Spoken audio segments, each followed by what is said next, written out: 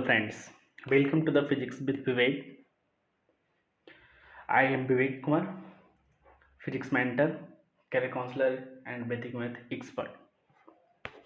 Today I will be talking about the Ohm's law in this video and इस video में आप ये नहीं पाएंगे कि आपको फुल फैक्ट्स या फार्मूले डेरिवेशन करके फार्मूले वाई फार्मूले सिर्फ मिल जा रहे हैं।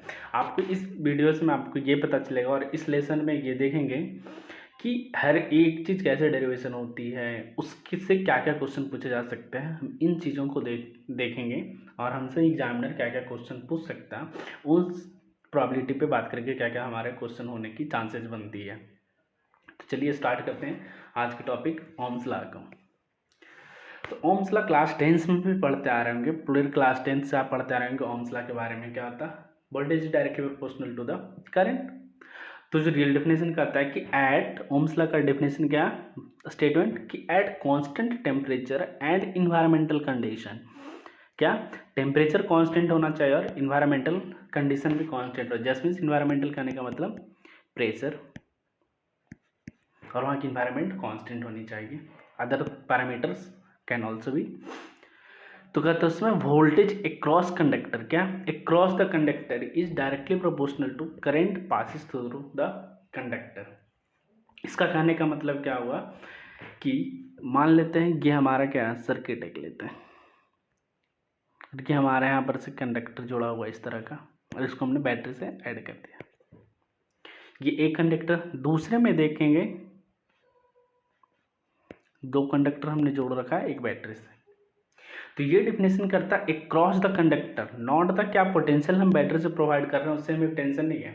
हमें क्या मतलब है इस कंडक्टर, जिस कंडक्टर को कंसीडर कर रहे हैं उसके अक्रॉस पोटेंशियल क्या और इस करंट कितना बढ़ रहा है, किसमें करंट कितना फ्लो कर रहा है। उसी तरह से इसकी बात अगर दो कंडक्टर जोड़े तो इसकी पोटेंशियल V1 मान लेते हैं, इसकी पोटेंशियल V2 है। तो ये पोटेंशियल अक्रॉस दिस कंडक्टर और current passing through this conductor, current passing through this conductor वो होगा। अगर हमने यहाँ से वोल्टेज बढ़ा दिया है तो वोल्टेज को बढ़ाएंगे तो करंट भी डायरेक्टली प्रोपोर्शनल, जितने अमाउंट से वोल्टेज बढ़ाएंगे उतने अमाउंट से करंट बढ़ेगा। तो ये बात कहता है across any conductor not the battery, not the voltage provided by the battery. तो अक्रॉस द कंडक्टर कितना वोल्टेज है, तो voltage is directly proportional to the current across the conductor. उसी को क्या कहते हैं, ये ओम्स लॉ स्टेटमेंट कहता है। अब ये प्रोपोर्शनल कांस्टेंट आ गया, प्रोपोर्शनल कांस्टेंट को हटाने के लिए क्या कोई कांस्टेंट वैल्यू को यूज करते हैं। तो V equal to R I, क्या V equal to R I, R ये है कांस्टेंट और जिसको नाम देते हैं रेजिस्टेंस। क्या है इसका नाम? रेजिस्टेंस। तो यहाँ से क्या बना Ohm's law equal to V equal to I R. तो ओम्स लॉ हम लोग क्या रखते हैं V equal to I R at constant temperature and environmental condition voltage is directly proportional to the current. तो यहाँ से क्या निकल के आया V equal to I R. अब आया एक रेजिस्टेंस, एक नया क्वांटिटी निकल गया, इसकी यूनिट क्या है ओम। इसकी क्या है यूनिट ओम, जिसको हम रिप्रेजेंट करते हैं इस तरह से ग्रीक लेट ओम। अब देखते हैं रेजिस्टेंस क्या होता है उसके बारे में स्टडी करते हैं। तो अब हमने पढ़ा है V equal to I R होता है, तब इससे क्या क्या कुछ किया जा सकता है अपने को V equal to I R. तो इसमें क्या प्लॉट कर सके हम देख सकते हैं वी आई ग्राफ। तो ये क्या कहता है वोल्टेज जैसे जैसे बढ़ेगा बढ़ेगा वैसे वैसे करंट।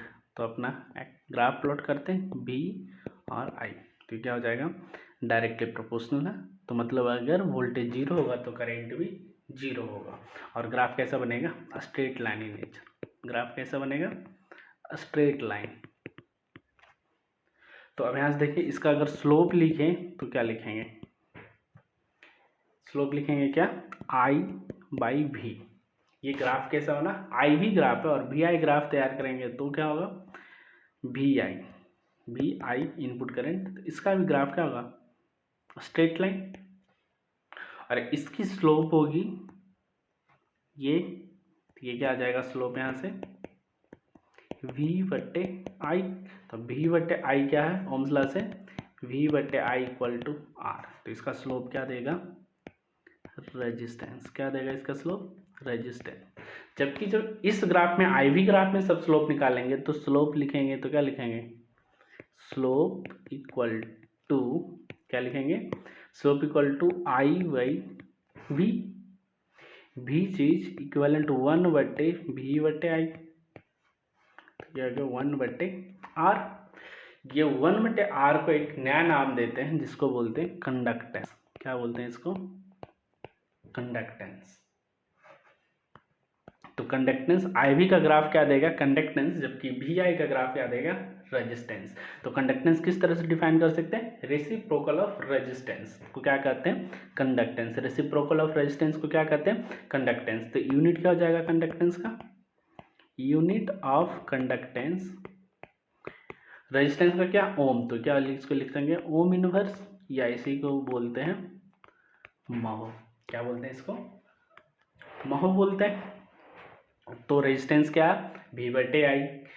कैसे निकालेंगे? VI ग्राफ का स्लोप क्या देगा? रेजिस्टेंस। जबकि IV ग्राफ का स्लोप क्या देगा?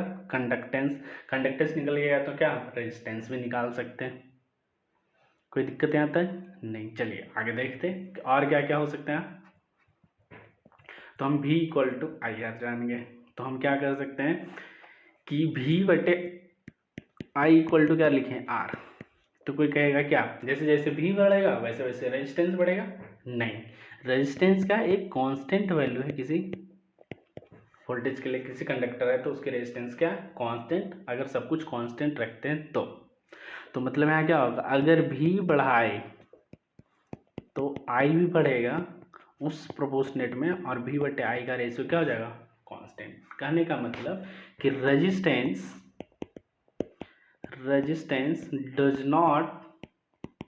doesn't depends on पहला क्या? वोल्टेज V, और दूसरा करंट I। क्या है?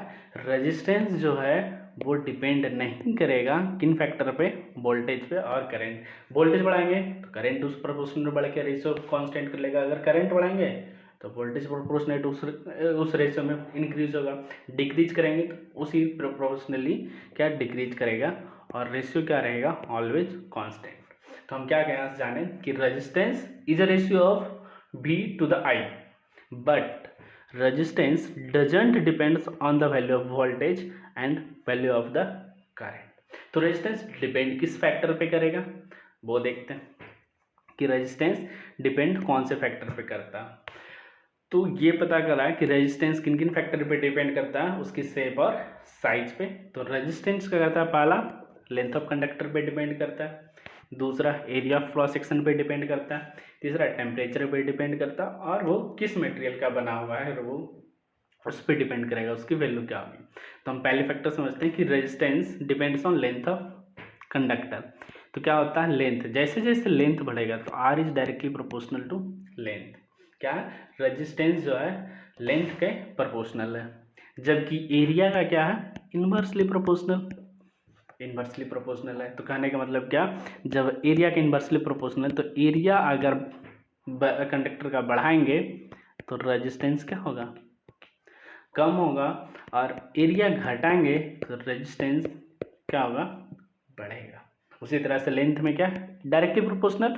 तो लेंथ को बढ़ाएंगे तो रेजिस्टेंस बढ़ेगा, लेंथ घटाएंगे तो रेजिस्टेंस घटेगा। क्या होगा? लेंथ बढ़ाएंगे तो रेजिस्टेंस बढ़ेगा, लेंथ कम करेंगे तो रेजिस्टेंस कम होगा। जबकि एरिया ऑफ क्रॉस सेक्शन में क्या? एरिया ऑफ क्रॉस सेक्शन बढ़ाएंगे तो रेजिस्टेंस कम होगा, और कम करेंगे एरिया ऑफ क्रॉस सेक्शन तो रेजिस्टेंस क्या होगा? ज़्यादा होगा। ये तो ये हो गया मैथमेटिकली। तो देखते हैं कि R is directly proportional to L है, R is inversely proportional to L है, और कंबाइन करके लिखेंगे तो क्या होगा? R is L/A। अब यहाँ क्या आ गया है? एक प्रोपोर्शनल, इस प्रोपोर्शनल को हटाने के लिए कोई कांस्टेंट, वो कांस्टेंट क्या निकल के आएगा? ρL/A। R = ρL/A। और ये रो को क्या कहते हैं? रेजिस्टिविटी। ये रो क्या है? रेजिस्टिविटी। ये क्या है? It is a material property. It is a material property. ये मटेरियल पे डिपेंड करेगा किस मटेरियल से बना हुआ, not on size and shape. ये सिर्फ किस पे डिपेंड करेगा, मटेरियल पे। मतलब अब इससे क्या कह जाएगा, हम जहाँ से सीखे क्या, resistivity is a material property. तो आपसे क्वेश्चन इसमें कैसे पूछ लिया कि एक वायर है, क्या आपके पास एक वायर है एल लेंथ का, मान लेते हैं ये कॉपर वायर है, और इसको हमने दो टुकड़े में कर दिया हाफ हाफ, L/2 L/2। तो आप बताइए कि न्यू जो इस वायर बना इसकी रेजिस्टिविटी क्या है। आपसे ऐसे भी क्वेश्चन पूछ लिया जाएगा कि इसकी रेजिस्टिविटी क्या है। तो क्या है, ये भी अभी भी कॉपर का ही बना हुआ, मटेरियल क्या है, सेम मटेरियल है, मटेरियल क्या है, सेम। तो दोनों की इसकी भी रेजिस्टिविटी क्या रहेगी, जो ओरिजिनल वायर की रेजिस्टिविटी थी वो ही रेजिस्टिविटी इस दोनों वायर का, इसकी लेंथ हाफ हाफ है। तो आपसे रेजिस्टिविटी में इस तरह से भी क्वेश्चन पूछ जाते हैं कि सेम मटेरियल का रेजिस्टिविटी चेंज नहीं होता, क्योंकि रेजिस्टिविटी क्या है, एक मटेरियल प्रॉपर्टी है। ठीक है, अब रेजिस्टिविटी की डिफिनेशन लिखना हो तो कैसे लिखेंगे, तो हमने यहां से क्या जाना, R इक्वल टू क्या है, रो L बटे ए। तो रो बराबर क्या लिख सकते हैं, RE/L, क्या रो इक्वल टू RA/L लिख सकते हैं। तो यूनिट लिख लेते हैं पहले, तो यूनिट क्या हो जाएगा, ओम इंटू मीटर स्क्वायर, ऐसा यूनिट लेंगे इंटू मीटर, तो क्या हो गया ओम मीटर, क्या हो गया। तो ऐसा यूनिट ऑफ रेजिस्टिविटी क्या, ओम मीटर, ऐसा यूनिट ऑफ रेजिस्टिविटी क्या, ओम मीटर। अब इसका हमको डेफिनेशन लिखना, तो ये कहता है कि इफ एरिया को क्या बना दे, टेकन 1 मीटर स्क्वायर और लेंथ 1 मीटर। तो ऐसा यूनिट में डेफिनेशन देना चाह रहे हैं, तो कह रहा है कि एक वायर ऐसा लेंगे जिसकी लेंथ क्या, इसकी लेंथ क्या होगी 1 मीटर, और इसकी जो क्रॉस सेक्शन होगी ये मोटाई, एरिया ऑफ क्रॉस सेक्शन ये कितनी होनी चाहिए 1 मीटर स्क्वायर। तो यहाँ से पुट करेंगे तो क्या हो जाएगा, रो इक्वल टू आर। तो कहता है mathematically it is a value of resistance, कितने रेजिस्टेंस कितने का, कि अगर एक वायर ले जिसकी लंबाई 1 मीटर और एरिया 1 मीटर स्क्वायर है, तो उसका जितना रेजिस्टेंस होगा उसी को क्या कहते हैं, रेजिस्टिविटी के बराबर होगी, क्या रो इक्वल टू आर। कोई दिक्कत नहीं। अब देखते हैं इस फैक्टर पे कैसे इस पे क्वेश्चन पूछा जा सकता है कि R equal to rho L/A, क्या है R equal to rho L/A, R equal to rho L बटे, इतना बार लिखें कि आपको याद आ जाए। तो अब इसमें ऐसा हो सकता है कि दो वायर ले रहे हैं, तो सेम वायर की लेंथ अलग अलग कर रहे हैं, एरिया कांस्टेंट रखते हुए। पहला केस लेते हैं, if area is constant and material is same, material क्या है, सेम मटेरियल है, तो R is directly proportional to R L। तो अगर दो वायर के थे तो R1 बटे R2 इक्वल टू क्या हो जाएगा, L1/L2। R1/R2 का रेशियो क्या हो जाएगा, L1/L2, पहला। दूसरा केस लेते हैं कि जब लेंथ कांस्टेंट हो, if L is constant and material is same, क्या मटेरियल सेम है, तो क्या R is inversely proportional to R is inversely proportional to A. तो मतलब R1/R2 इक्वल टू A2/A1। कोई दिक्कत, अब इसमें रेशियो आपको फाइंड आउट करना। नेक्स्ट देख लेते हैं, इसमें जो क्वेश्चन सबसे ज़्यादा पूछा जाता है क्या, स्ट्रेचिंग करते हैं, क्या करते हैं, स्ट्रेचिंग करते हैं। स्ट्रेच जब किसी वायर को करेंगे तो क्या उसकी वॉल्यूम तो चेंज होगी नहीं, तो मतलब जब वॉल्यूम कांस्टेंट होगा तब क्या होगा, और वायर को स्ट्रेच कर रहे हैं। तो R equal to rho L बटे A जानते हैं। अब हमने कंडीशन क्या लगा दिया कि वॉल्यूम क्या है, कांस्टेंट, क्या है वॉल्यूम कांस्टेंट है। तो पहले केस में देखते हैं, R equal to rho L बटे A, एरिया एरिया ऊपर से मल्टीप्लाई कर दे कोई फर्क नहीं होता, रो एरिया इंटू लेंथ क्या हो जाता, वॉल्यूम, रो वॉल्यूम डिवाइड बटे एरिया स्क्वायर। तो वॉल्यूम इज कांस्टेंट मटेरियल का, रेजिस्टिविटी सेम मटेरियल है तो कांस्टेंट, तो R is inversely proportional to A square, R is inversely proportional to A square. अगर वायर कैसा हो, सर्कुलर, वायर कैसा हो सर्कुलर, तो एरिया क्या लिखते हैं, पाई आर स्क्वायर और पाई डी स्क्वायर बाई 4। तब रेजिस्टेंस क्या हो जाएगा, inversely proportional to the R to the power 4 और resistance is equal to the diameter to the power 4। क्या हो जाएगा ये, क्योंकि एरिया का स्क्वायर है, area is directly proportional R square, तो आर स्क्वायर का स्क्वायर क्या हो जाएगा, आर टू द पावर 4। तो अगर वॉल्यूम कांस्टेंट है, लेंथ के बारे में हमारे कुछ नहीं, बस एरिया के बारे में बता दिया कि रेडियस उसका क्या दुगना हो जा रहा है या हाफ हो जा रहा है, तब रेजिस्टेंस कैसे निकालेंगे, तो रेजिस्टेंस क्या हो जाएगा, रेडियस का 4 टाइम्स डिक्रीज कर जाएगा, क्या होगा, डिक्रीज कर जाएगा। r/2 होगा तो उतने टाइम से बढ़ा जाएगा, वो रेजिस्टेंस कम करेंगे तो बढ़ जाएगा। तो इस तरह से आप वॉल्यूम कांस्टेंट और रेडियस दिया हो तो रेजिस्टेंस का रिलेशन क्या होता है, resistance is inversely proportional to the R to the power 4, radius दो, अगर डायमीटर का हो तो डी टू द पावर 4। ये तो होगी एरिया से।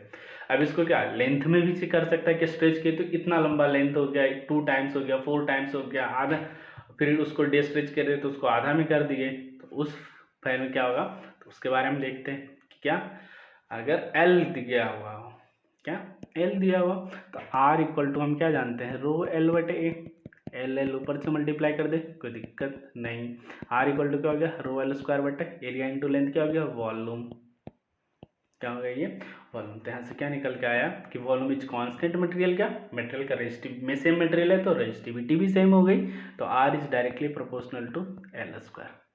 तो किसी वायर को स्ट्रेच करके 2 टाइम्स कर दिए तो क्या रेजिस्टेंस 4 टाइम्स हो जाएगा, क्योंकि आर इज एल स्क्वायर, कोई दिक्कत नहीं। तो ये 2 इंपॉर्टेंट केस हैं कि वॉल्यूम कांस्टेंट हो, अगर लेंथ के बारे में दिया हुआ कि लेंथ इतना टाइम्स मल्टीप्लाई हो जाता है या बढ़ जाता है या घट जाता है तो रेजिस्टेंस क्या होगा, एल स्क्वायर। अगर एरिया के बारे में दिया हुआ तो इनवर्सली प्रोपोर्शनल होता है एरिया स्क्वायर, कोई दिक्कत नहीं।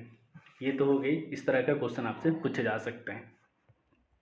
अब आता है कि हम तो ये सब पढ़ लिए कि क्या है मैथमेटिकली, बट इसमें थोड़ी सी बात आती है, एक कॉम्प्लिकेट कर किया जाता है क्या कि हमने तो जान लिया कि आर इक्वल टू क्या है, रो एल बटे ए, बट एल कैसे लेंगे, एरिया कैसे होगा वो हमें देखना। तो हम तो जान गए कि रो क्या है, रेजिस्टिविटी, रो क्या है, रेजिस्टिविटी जो कांस्टेंट होगा किसी मटेरियल के। एल क्या है, लेंथ ऑफ कंडक्टर, क्या है, length of conductor in the direction of current, in the direction of current, जिस डायरेक्शन में करंट फ्लो कर रहा उस डायरेक्शन में हमें क्या लेना है, लेंथ, क्या लेना है, लेंथ जो होगा जिस डायरेक्शन में करंट फ्लो करेगा उसी डायरेक्शन का लेंथ लेना। और एरिया क्या है, area of cross section, area of cross section perpendicular to the direction of current flow, क्या area of cross section is perpendicular to the direction of current flow. तो ये याद रखना है कि R equal to rho L by, ये तो जानते हैं, बट बच्चे ये नहीं पकड़ पाते हैं कि एल क्या और एरिया हम कैसे लेंगे। तो लेंथ क्या है, एल जो होगा लेंथ ऑफ कंडक्टर नोट का, बट क्या डायरेक्शन ऑफ करंट के में, और एरिया क्या है जिस डायरेक्शन में करंट फ्लो कर रही उसके perpendicular area of cross section लेंगे। जस्ट लाइक एग्जांपल देखते हैं, जस्ट लाइक एग्जांपल लिखते हैं कि एक क्यूब है, अगर क्यूब ना बने तो ड्राइंग मस्त तो है नहीं मेरी, तो ये मान लेते ये क्यूब है, ये क्यूब बना लिए और इसकी सभी क्या है, छोड़िए क्यूब ना क्यूबाइड ले लेते ए बी सी, तब अलग अलग चीज हो जाएगी। अब हमने क्या किया, करंट को फ्लो करवा दिया इस डायरेक्शन, इधर से आया इधर से आउट है, तब इस बॉडी का हमें क्या लिखना है, रेजिस्टेंस। तो आर बराबर क्या लिखेंगे, रो लेंथ, लेंथ क्या लेना है, जिस डायरेक्शन में करंट फ्लो कर रहा वो उसकी लेंथ लेना। तो इस डायरेक्शन में करंट फ्लो कर रहा मतलब उसकी लेंथ कितनी सी है, ए डिवाइड एरिया परपेंडिकुलर, तो इस डायरेक्शन ये है तो इसके परपेंडिकुलर सरफेस या तो ये है या तो फिर ये है, तो इसकी एरिया ऑफ क्रॉस सेक्शन लिखेंगे तो क्या लिखेंगे बी इंटू सी। तो इसकी रेजिस्टेंस क्या होगी, जब करंट इस डायरेक्शन में फ्लो करेगा तो रेजिस्टेंस क्या हो जाएगा रो ए बाई बी सी। उसी तरह से करंट अब दूसरे डायरेक्शन में लिखते हैं कि रेजिस्टेंस का इस बॉडी का सेम है, तो करंट को अगर हम क्या करें नीचे से ऊपर इस डायरेक्शन में फ्लो करवा यहां से दे रहे, तब रेजिस्टेंस क्या लिखेंगे R equal to resistance equal to rho into length. Length क्या लेना कि जिस डायरेक्शन में करंट फ्लो कर रहा है, तो डायरेक्शन क्या है फ्रॉम बॉटम टू टॉप, तो उसकी लेंथ क्या है ये वाली लेंथ, तो ये लेंथ कितनी सी बटे एरिया परपेंडिकुलर टू दिस, तो ये वाली एरिया क्या perpendicular to the direction of current, तो इसकी एरिया क्या ए बी। तो हम देखें क्या अगर करंट का डायरेक्शन एक ही बॉडी के अंदर चेंज कर देते हैं तो उसकी उस बॉडी का रेजिस्टेंस क्या हो जाता है चेंज हो जाता है, क्या उसकी बॉडी का रेजिस्टेंस क्या होगा चेंज। तो आप ध्यान रखेंगे कि रेजिस्टेंस में R equal to rho L बटे, तो ए है बट एल क्या है जिस डायरेक्शन में करंट फ्लो कर रहा है उस डायरेक्शन में कंडक्टर का लेंथ लेना और उसके परपेंडिकुलर डायरेक्शन पे एरिया ऑफ क्रॉस सेक्शन का यूज करना। ठीक है, आई होप आपको समझ में आया होगा कि R equal to rho L by A के कॉन्सेप्ट में रो क्या और एल क्या, रो एल और ए के बारे में।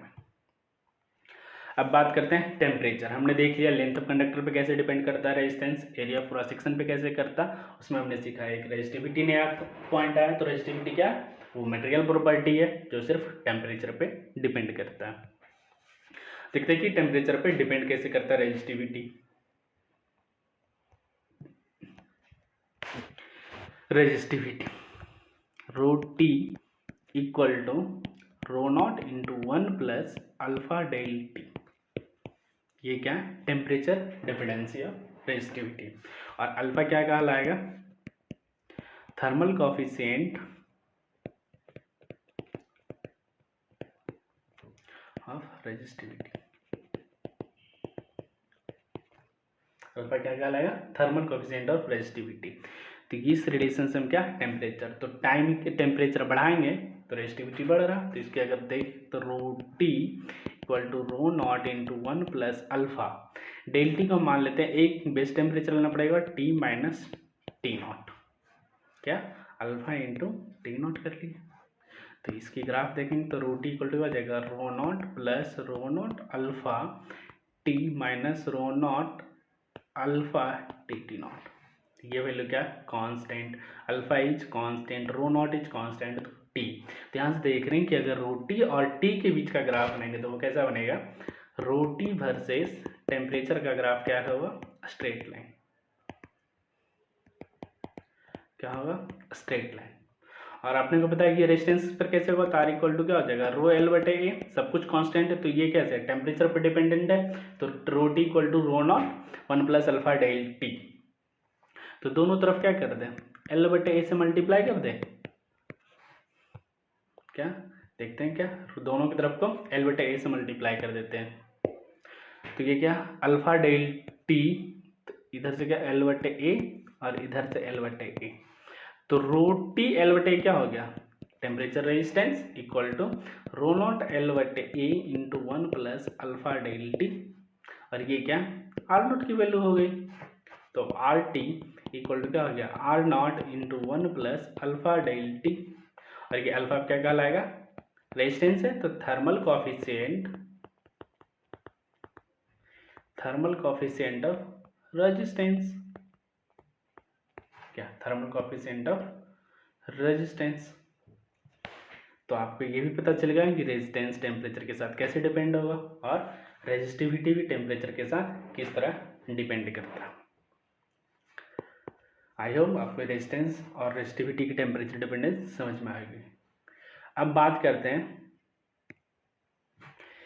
कि हम बात करेंगे कैसे ये नंबर ऑफ इलेक्ट्रॉन, जब हमने पढ़ा था करंट में, तो करंट में हमने क्या पढ़ा था I equal to N E A V D पढ़े थे, तो यहाँ पर क्या number of free electrons per unit volume पे था, तो ये चीज़ें कैसे, तो हम क्या करते हैं रेजिस्टिविटी रो क्या लिखते हैं रेजिस्टिविटी इक्वल टू एम बटे एन ई स्क्वायर टाउ। क्या रेजिस्टिविटी, ये क्या है, resistivity equal to M N E square tau. N क्या है यहाँ पर, हर फैक्टर को देखते हैं, ये क्या है, number of free electrons, number of free electrons per unit volume. E क्या है, इलेक्ट्रॉनिक चार्ज, ये क्या है, electronic charge.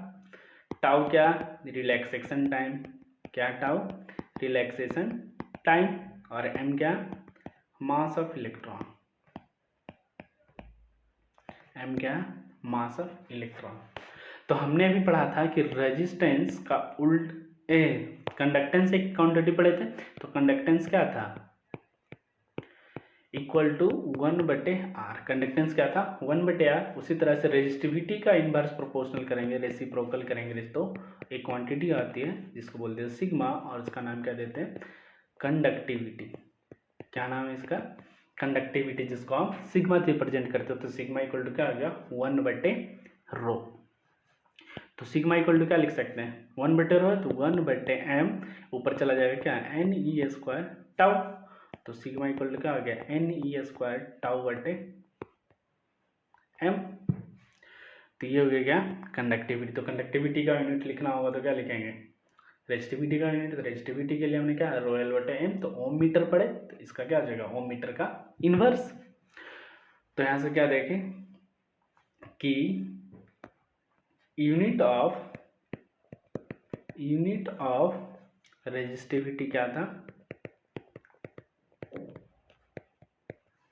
Unit of resistivity ohm metre. तो यूनिट ऑफ कंडक्टिविटी क्या हो जाएगा, यूनिट ऑफ कंडक्टिविटी क्या हो जाएगा, ओम मीटर का इनवर्स। क्या हो जाएगा, ओम मीटर का इनवर्स। अब इस फैक्टर को इसलिए यहाँ पर देखना है कि हमें देखना है कि टेम्परेचर के साथ कैसे डिपेंड करता है रेजिस्टिविटी और कंडक्टिविटी। तो चलिए हम देखते हैं कि टेम्परेचर पे कैसे डिपेंड कर रहा है। हमने तो ये जान लिया था कि टेम्परेचर पे डिपेंड हो रहा है, तो क्या लिख रहे थे, ρT equal to ρ0 into 1 plus alpha delta T. अब देखते हैं कि हमने पिछले क्लास में पढ़ा था ड्रिफ्ट वेलोसिटी। तो टेम्परेचर बढ़ाएंगे तो क्या होगा, कॉलिजन टाइम कम हो जाएगा। तो कॉलिजन टाइम कम हो जाएगा तो मतलब रिलैक्सेशन टाइम हमारा क्या हो जाएगा, टाउ कम। टेम्परेचर बढ़ाने पर क्या हो रहा, टाउ कम हो रहा है। जब टाउ कम होगा तो ये रेजिस्टिविटी क्या हो जाएगा, बढ़ जाएगा, क्योंकि resistivity is inversely proportional to tau and resistivity is inversely proportional to number of free electrons per unit volume. इस फॉर्मूले के थ्रू दे सकते हैं, क्योंकि electronic charge is constant, mass of electron is also constant. तो resistivity is inversely proportional to relaxation time and resistivity is inversely proportional to number of free electrons per unit volume.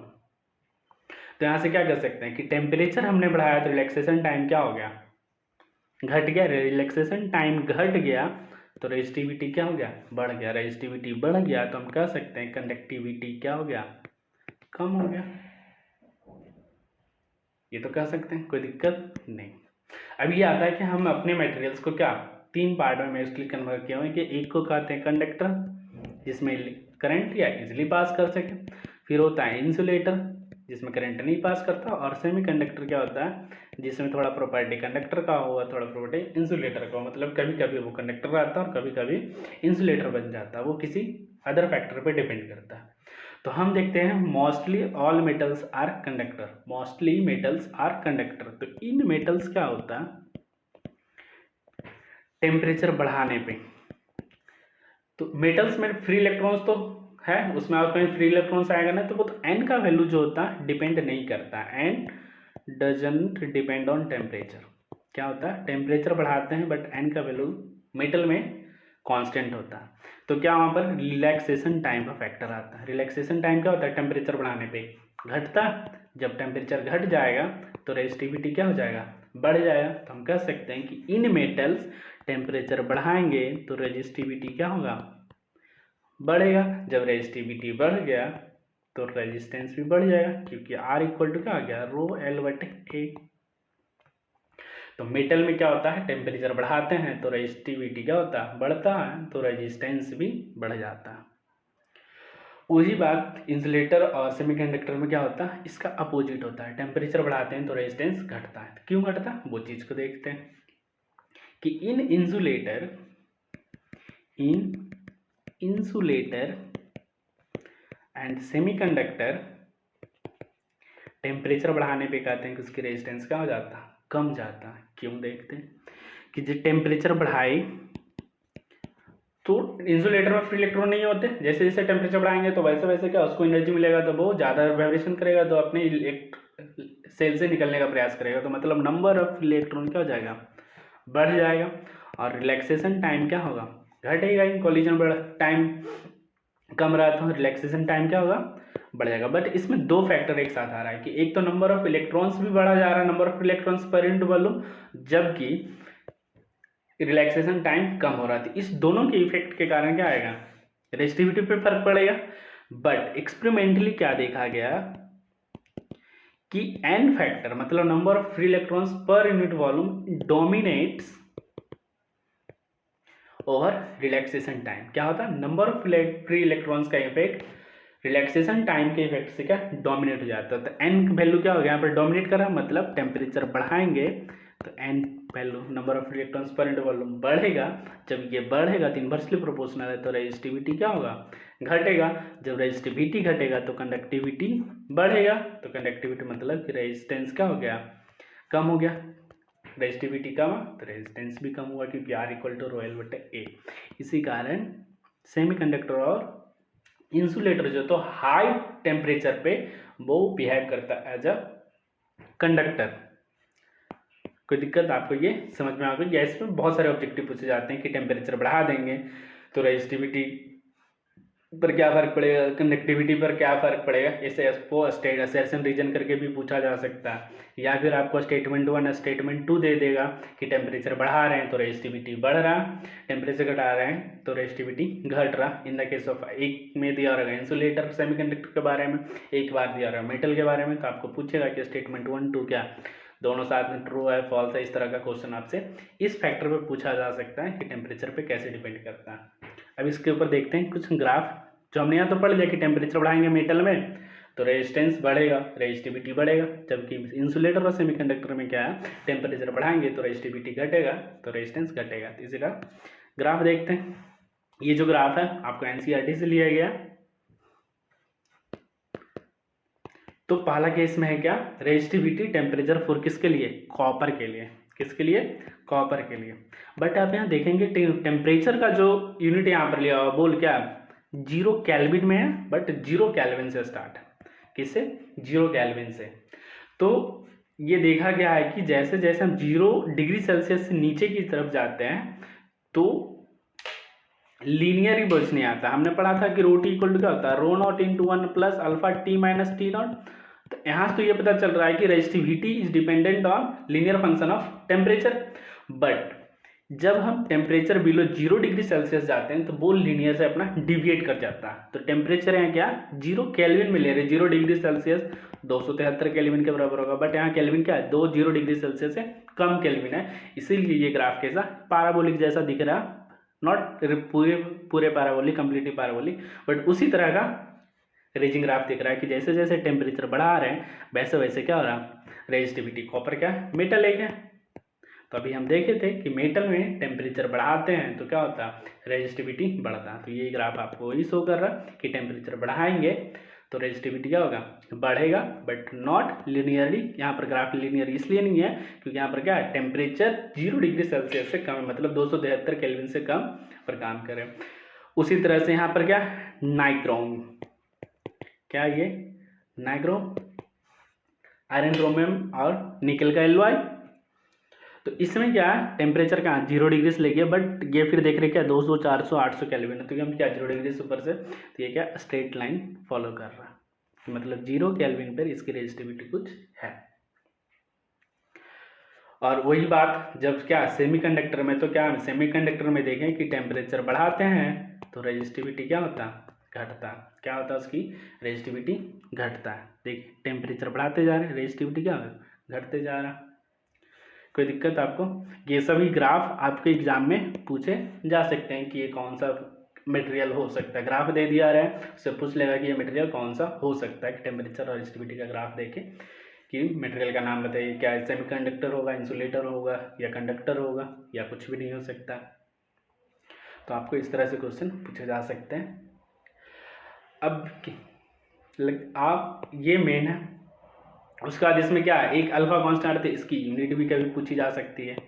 क्या इसके unit भी पूछ जा सकते हैं। Resistivity of unit को अलग, रेजिस्टिविटी के ऐसा यूनिट को चेंज करके दिया जा सकता है, वोल्टेज मिल जाए तो, या फिर डायरेक्ट जो हमारे बेसिक क्वांटिटी बेसिक यूनिट है उस पर जाके पूछा जा सकता है कि कौन सा रेजिस्टिविटी का यूनिट है। तो इस तरह से आपसे क्वेश्चन पूछे जा सकते हैं आपके एग्जाम में।